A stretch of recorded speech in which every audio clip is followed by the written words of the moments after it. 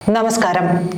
ഇറാന്റെ പരമോന്നത നേതാവ് ആയത്തുള്ള അലി ഖമനേയിയുടെ സകല കണക്കുകൂട്ടലുകളും ഞെട്ടിച്ച പ്രസിഡന്റ് തിരഞ്ഞെടുപ്പിൽ വിജയിച്ചിരിക്കുകയാണ് മസൂദ് പെസഷ്കിയാൻ. ഖമനേയിയുടെ ശിങ്കടി സയ്യിദ് ജലീലിയെ പരാജയപ്പെടുത്തിയാണ് അധികാരം ഇദ്ദേഹം പിടിച്ചത്.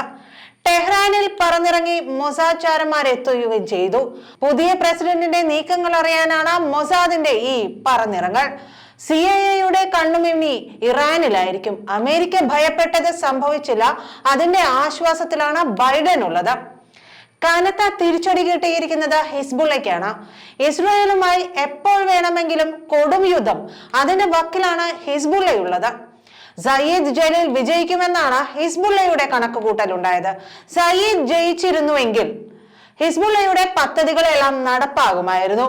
പരമോന്നത നേതാവായ ആയത്തുള്ള ഖമനേയിയുടെ എല്ലാ നീക്കങ്ങളും പൊളിയുകയാണ്. ഇബ്രാഹിം റൈസിക്ക് പിൻഗാമിയെയാണ് ഖമനേയിയെ തിരഞ്ഞത്. എന്നാൽ പെസഷ്കിയാൻ ഖമനേയിക്ക് ചെക്ക് വെക്കുകയാണ് ചെയ്തത്. റൈസി പകുതിക്ക് വെച്ചുപോയ പല പദ്ധതികളുമുണ്ട്. ഇസ്രായേലിന്റെ സർവനാശമാണ് അതിൽ ആദ്യത്തേത്. ഇറാന്റെ ആണവായുധ ശക്തി വർദ്ധിപ്പിക്കുക, ഇറാനെ മതത്തിന്റെ ചട്ടക്കൂടിൽ തളയ്ക്കുക. പക്ഷേ പരിഷ്കരണവാദിയായ നേതാവാണ് പെസഷ്കിയാൻ. ഇവിടെയാണ് ഖമനേയിക്ക് പിഴച്ചത്. ഖമനേയിയും കരുതിയത് സയ്യിദ് അധികാരമേറുമെന്നാണ്. രാജ്യത്തെ സുപ്രീം നാഷണൽ സെക്യൂരിറ്റി കൗൺസിലിൽ പരമോന്നത നേതാവ് ആയത്തുള്ള അലി ഖമനേയിയുടെ പ്രതിനിധിയാണ് പരാജയപ്പെട്ട ഈ സയ്യിദ്. യാഥാസ്ഥിതികവാദിയായ സയ്യിദ് കടുത്ത പാശ്ചാത്യ വിരുദ്ധ നിലപാടുകളാണ് എപ്പോഴും സ്വീകരിച്ചിട്ടുള്ളത്. ഇറാന്റെ ആണവ ചർച്ചകളിൽ സജീവമായിരുന്നു 58-കാരനായ ഈ സയ്യിദ്. സുരക്ഷാ മേഖലയിൽ വിവിധ ഉന്നത പദവികൾ വഹിച്ചിട്ടുണ്ട്. ജലീലിന് ഇറാനിലെ കടുത്ത വിശ്വാസികളുടെ സമൂഹങ്ങൾക്കിടയിൽ ശക്തമായ പിന്തുണയാണുള്ളത്. ഭരണകൂടത്തോടുള്ള കടുത്ത അതൃപ്തിയെ തുടർന്നാണ് രാജ്യത്ത് ദശലക്ഷക്കണക്കിന് ആളുകൾ തിരഞ്ഞെടുപ്പ് ബഹിഷ്കരിച്ചത്. ആദ്യ റൗണ്ടിൽ വോട്ട് ചെയ്യാതിരുന്നവർ ജലീലിയെ പ്രസിഡന്റ് ആകുന്നത് തടയാൻ ഇത്തവണ വോട്ട് രേഖപ്പെടുത്തിയിരുന്നു. ജലീലിയുടെ വിജയത്തോടെ ഇറാൻ പുറം ലോകവുമായി കൂടുതൽ ഏറ്റുമുട്ടലിലേക്ക് നീങ്ങുമെന്നും ഇറാൻ ലോകരാജ്യങ്ങളിൽ നിന്ന് കൂടുതൽ ഒറ്റപ്പെടുമെന്നുമായിരുന്നു അവർ ഭയപ്പെട്ടിരുന്നത്. സയ്യിദ് ജയിച്ചിരുന്നുവെങ്കിൽ റൈസിക്ക് പകരക്കാരനായേനെ. പശ്ചിമേഷ്യയിലെ ഭീകര സംഘങ്ങളെയെല്ലാം പാലൂട്ടി വളർത്തിയേനെ. കണക്കുകൂട്ടലുകൾ എന്തായാലും പിഴച്ചുപോയി. ഇറാൻ ആഭ്യന്തര മന്ത്രാലയം വിജയം പ്രഖ്യാപിക്കുന്നതിന് മുൻപ് തന്നെ ഡോക്ടർ പെസഷ്കിയാന്റെ അനുയായികൾ ടെഹ്റാനിലും മറ്റു നഗരങ്ങളിലും തെരുവിലിറങ്ങി ആഘോഷങ്ങൾ നടത്തിയിരുന്നു. ഭൂരിഭാഗവും യുവാക്കൾ അടങ്ങിയ അദ്ദേഹത്തിന്റെ അനുയായികൾ തെരുവിൽ നൃത്തം ചെയ്യുകയും പച്ചക്കൊടികൾ ഉയർത്തിക്കാണിക്കുകയും ചെയ്യുന്ന ദൃശ്യങ്ങൾ സമൂഹ മാധ്യമങ്ങളിൽ പ്രചരിക്കുന്നുണ്ട്. ഇറാന്റെ കുപ്രസിദ്ധമായ സദാചാര പോലീസിന്റെ കടുത്ത വിമർശകൻ കൂടിയാണ് പെസഷ്കിയാൻ.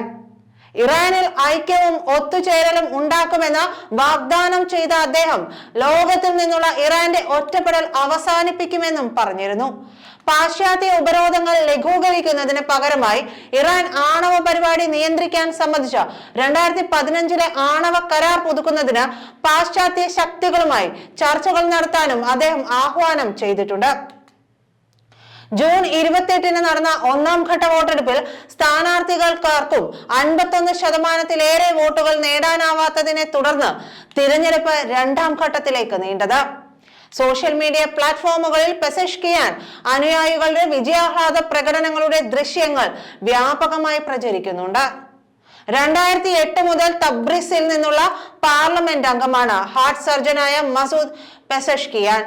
പരിഷ്കരണവാദിയായ ഇദ്ദേഹം മുൻ ആരോഗ്യ മന്ത്രി കൂടിയാണ്. 2022 ഹിജാബ് വിരുദ്ധ പ്രക്ഷോഭങ്ങളെ അടിച്ചമർത്താൻ ഭരണകൂടം സ്വീകരിച്ച നടപടികൾക്കെതിരെ 69-കാരനായ മസൂദ് രംഗത്തെത്തിയിരുന്നു. ആഗോളതലത്തിൽ രാജ്യം ഒറ്റപ്പെടുന്നത് ഒഴിവാക്കാൻ US-ഉമായും യൂറോപ്യൻ രാജ്യങ്ങളുമായും ക്രിയാത്മകമായ ബന്ധത്തിനും അദ്ദേഹം ആഹ്വാനം ചെയ്തിട്ടുണ്ട്. ഫലപ്രഖ്യാപനത്തിന് ശേഷം വോട്ട് ചെയ്തവർക്കും പിന്തുണച്ചവർക്കും പെസഷ്കിയാൻ നന്ദി അറിയിച്ചു. ഞങ്ങൾ എല്ലാവരിലേക്കും സൗഹൃദത്തിന്റെ കരം നീട്ടും. നമ്മൾ എല്ലാവരും ഈ രാജ്യത്തെ ജനങ്ങളാണ്. എല്ലാവരെയും രാജ്യത്തിന്റെ പുരോഗതിക്കായി ഉപയോഗിക്കണം. അങ്ങനെയാണ് അദ്ദേഹം മാധ്യമങ്ങളോട് പ്രതികരിച്ചത്. ഖമനേയിക്കുള്ള ഉഗ്രൻ മറുപടി കൂടിയായിരുന്നു ഈ വാക്കുകൾ. അദ്ദേഹത്തിന് മുന്നിലുള്ള ചുമതല വളരെ ബുദ്ധിമുട്ടാണ്.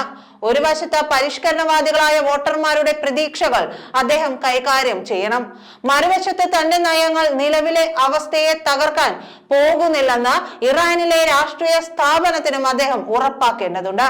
ടെഹ്റാൻ ആസ്ഥാനമായിട്ടുള്ള ഇറാൻ അഫയേഴ്സ് അനലിസ്റ്റും ഫാർസ് മീഡിയ ഫാക്കൽറ്റിയിലെ പ്രൊഫസറുമായ മൊസ്റ്റാഫ ഗോഡ്സ്റ്റെഷൻ പറയുന്നത്, പെസഷ്കിയാൻ പ്രസിഡൻസിക്ക് കീഴിലുള്ള ഇറാന്റെ വിദേശ നയത്തിന്റെ കാര്യം വരുമ്പോൾ തന്ത്രപരമായ മാറ്റങ്ങളല്ല താൻ പ്രതീക്ഷിക്കുന്നത്. ഇറാൻ വിദേശ നയം തീരുമാനിക്കുന്നത് മുഴുവൻ സ്ഥാപനമാണ്, കൂടുതലും സുപ്രീം നാഷണൽ സെക്യൂരിറ്റി കൗൺസിലാണ്.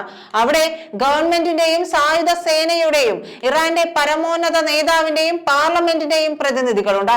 അങ്ങനെയാണ് അദ്ദേഹം അൽ ജസീറയോട് പറഞ്ഞത്. സർക്കാർ എക്സിക്യൂട്ടീവ് ബോഡി ആയതിനാൽ അതിന് ഏറ്റവും വലിയ പങ്കുണ്ട്. അതിനാൽ അടിസ്ഥാനപരമായി തന്ത്രപരമായി പറഞ്ഞാൽ ഇറാന്റെ വിദേശ നയം അതേപടി തുടരുമെന്ന് നമുക്ക് പറയേണ്ടി വരും. എന്നാൽ തന്ത്രപരമായി അത് വ്യത്യസ്തവുമായിരിക്കും.